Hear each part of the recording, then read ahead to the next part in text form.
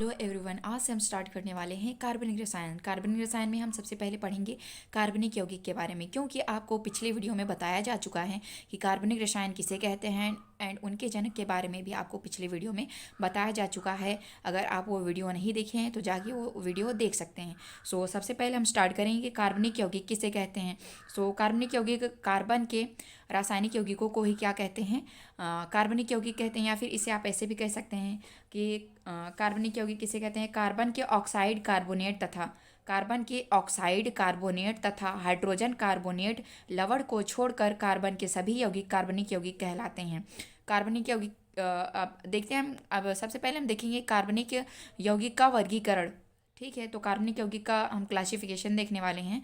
तो कार्बनिक यौगिक को सबसे पहले डिवाइड किया गया है दो पार्ट में डिवाइड किया गया है। पहला है खुली श्रृंखला कार्बनिक यौगिक, खुली श्रृंखला कार्बनिक यौगिक, एंड दूसरा है बंद श्रृंखला कार्बनिक यौगिक।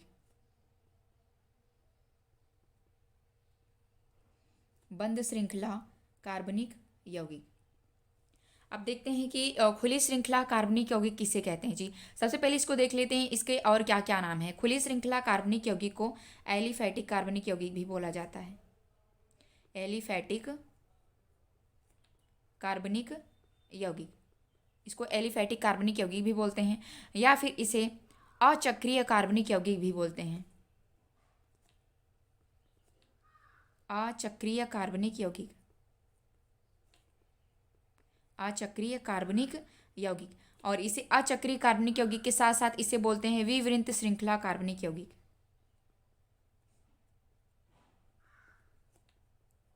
श्रृंखला कार्बनिक यौगिक।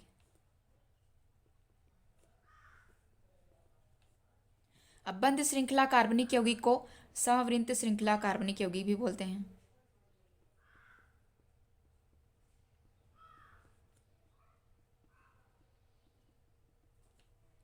और इसे चक्रीय कार्बनिक यौगिक भी बोलते हैं।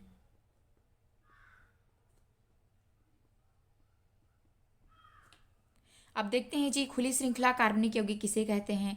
तो ऐसे कार्बनिक यौगिक जिनमें कार्बन कार्बन परमाणु आपस में मिलकर खुली श्रृंखला कार्बनिक यौगिक का निर्माण करते हैं, उसे खुली श्रृंखला कार्बनिक यौगिक कहते हैं। ऐसे ही बंद श्रृंखला कार्बनिक यौगिक किसे कहते हैं। तो बंद श्रृंखला कार्बनिक यौगिक किसे कहेंगे, देख लेते हैं जी। कार्बन कार्बन परमाणु या फिर कार्बन या अन्य परमाणु जैसे हो गया नाइट्रोजन, ऑक्सीजन, सल्फर आदि मिलकर बंद श्रृंखला का निर्माण करते हैं, तो उसे बंद श्रृंखला कार्बनिक यौगिक कहते हैं। जैसे ये बंद श्रृंखला का निर्माण हो गया। अब इसे विवृत श्रृंखला क्यों कहते थे। वृत्त का मतलब आप देखे होंगे, वृत्त पढ़ाया जाता है मैथ्स में भी, और वृत्त का नाम आप सुने भी होंगे कि वृत्त गोलाकार में होता है। अब देखिए, विवृत, वी का मतलब बिना वृत्त के, इसका मतलब कि कोई चक्रीय यौगिक ना होगा, कोई खुली श्रृंखला ही होगी। अब ऐसे यहाँ पे देखने सवृत्त श्रृंखला कार्बनिक यौगिक, सा मतलब साथ में, वृत्त मतलब वृत्त के मतलब कोई चक्रीय संरचना यहाँ पे होगी जरूर जी।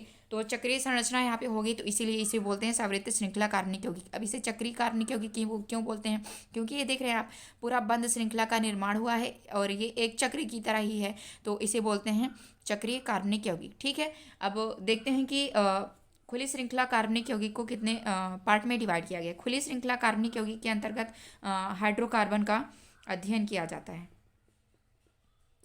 खुली श्रृंखला कार्बनिक यौगिक के अंतर्गत हम अध्ययन करते हैं हाइड्रोकार्बन का। अब देखते हैं जी कि हाइड्रोकार्बन किसे कहते हैं।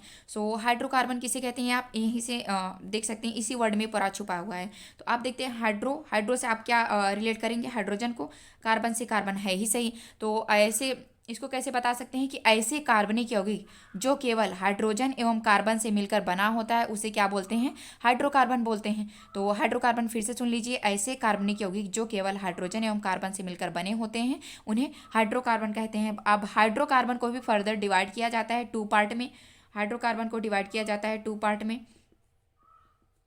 पहला है संतृप्त हाइड्रोकार्बन, दूसरा है असंतृप्त हाइड्रोकार्बन। असंतृप्त हाइड्रोकार्बन। सो देख लेते हैं जी कि संतृप्त हाइड्रोकार्बन किसे कहते हैं। आपको अभी भी बताया गया है कि हाइड्रोकार्बन किसे कहते हैं।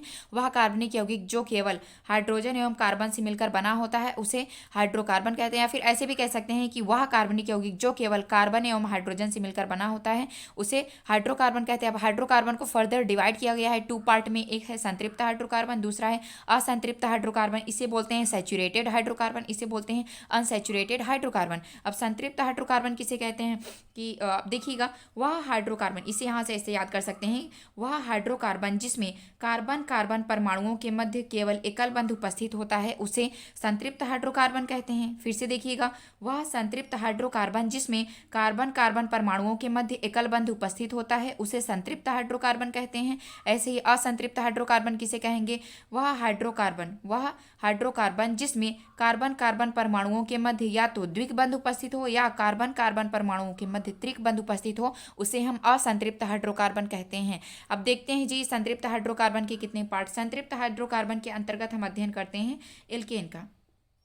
किसका अध्ययन करते हैं इसके अंतर्गत, एल्केन का। अब एल्केन किसे कहते हैं, वह संतृप्त हाइड्रोकार्बन, इसकी परिभाषा आप ऐसे याद कर सकते हैं, वह संतृप्त हाइड्रोकार्बन जिसमें कार्बन कार्बन परमाणुओं के मध्य एकल बंध उपस्थित होता है उसे एल्केन कहते हैं। वह संतृप्त हाइड्रोकार्बन जिसमें कार्बन कार्बन परमाणुओं के मध्य एकल बंध उपस्थित हो, एकल बंध का मतलब है सिंगल बॉन्ड उपस्थित हो, एकल बंध उपस्थित हो, उसे संतृप्त हाइड्रोकार्बन हमने कह दिया था, उसे एल्केन कहते हैं। तो एल्केन किसे कहेंगे, फिर से देखिएगा, वह संतृप्त हाइड्रोकार्बन जिसमें कार्बन कार्बन परमाणुओं के मध्य एकल बंध उपस्थित होता है उसे एल्केन कहते हैं। अब असंतृप्त हाइड्रोकार्बन को फर्दर डिवाइड किया जाता है 2 पार्ट में, एल्कीन और एल्काइन में। किसमें, एल्कीन और एल्काइन में, एल्कीन एंड एल्काइन। अब देखिएगा जी एल्केन किसे कहते हैं, जैसे हमने यहाँ पे याद किया, वह संतृप्त हाइड्रोकार्बन जिसमें कार्बन कार्बन परमाणुओं के मध्य एकल बंध उपस्थित होता है उसे एल्केन कहते हैं। ऐसे यहाँ भी याद कर सकते हैं। अब एल्केन में क्या होगा, कार्बन कार्बन परमाणुओं के मध्य द्विबंध उपस्थित होगा। ऐसे ही एल्काइन में क्या होगा, कार्बन कार्बन परमाणुओं के दरमियान त्रिबंध उपस्थित होंगे, कार्बन कार्बन परमाणुओं के बीच त्रिबंध उपस्थित होगा। द्विबंध का मतलब है डबल बॉन्ड, द्विबंध का मतलब है डबल बॉन्ड एंड त्रिबंध का मतलब है ट्रिपल बॉन्ड। अब देखिएगा एल्कीन, इसकी परिभाषा कैसे याद कर सकते हैं, वह असंतृप्त हाइड्रोकार्बन जिसमें कार्बन कार्बन परमाणुओं के मध्य द्विबंध यानी डबल बॉन्ड उपस्थित हो उसे एल्कीन कहते हैं। ऐसे एल्काइन की परिभाषा याद कर लेते हैं जी। एल्काइन किसे कहते हैं, वह असंतृप्त हाइड्रोकार्बन जिसमें कार्बन कार्बन परमाणुओं के मध्य त्रिबंध उपस्थित होता है, ट्रिपल बॉन्ड प्रेजेंट होता है, उसे हम एल्काइन कहते हैं। अब देखते हैं जी एल्केन का सामान्य सूत्र, CnH2n+2 होता है। ऐसे ही एल्कीन का सामान्य सूत्र CnH2n होता है। एल्काइन का सामान्य सूत्र CnH2n-2 होता है। जहाँ पर n क्या है, जहाँ पर n कार्बन परमाणुओं की संख्या है, जहाँ पर n कार्बन परमाणुओं की संख्या है, कार्बन परमाणुओं की संख्या, where n is equal to number of carbon atoms. Carbon n क्या है, कार्बन परमाणुओं की संख्या है, नंबर ऑफ कार्बन एटम्स। अब इसको अब देखिए, इसके ये जो फॉर्मूला आपको 3 बताया गया है, इससे हम कैसे ज्ञात कर सकते हैं कौन सा एल्केन है, कौन सा एल्कीन है और कौन सा एल्काइन है। इसको देखिए जी, इस फॉर्मूले में अगर हम n के स्थान पे, n के पोजीशन पे 1 रखें, मीन्स n बराबर 1 रखें। 1 रखने का मतलब क्या है जी, कार्बन परमाणुओं की संख्या। n बराबर हमने क्या बताया, कार्बन परमाणुओं की संख्या। इसका मतलब है n बराबर 1 है, इसका मतलब कार्बन परमाणुओं की संख्या कितनी है जी, 1 है। कार्बन परमाणुओं की संख्या 1 है, तो n के स्थान पे हम 1 रख के देखते हैं, तो n के स्थान पे हम कितना रख रहे हैं, 1, C1H2 × 1। n के स्थान पे हम कितना रख रहे हैं, 1 रख रहे हैं, +2। अब देखिए इसको सॉल्व कर लीजिए, कितना आ जाएगा, C1H2 × 2 1 जा 2 हो जाएगा, +2। अब देखिए इसको ऐसा लिख सकते हैं, C1H4 इतना आएगा। अब C1 हम चाहे लिखें ना लिखें, तो क्या बन गया जी, CH4। एंड CH4 को क्या बोलते हैं, मीथेन। CH4 को क्या बोलते हैं, मीथेन। CH4 को मीथेन बोलते हैं, इसे मार्स गैस भी कहा जाता है।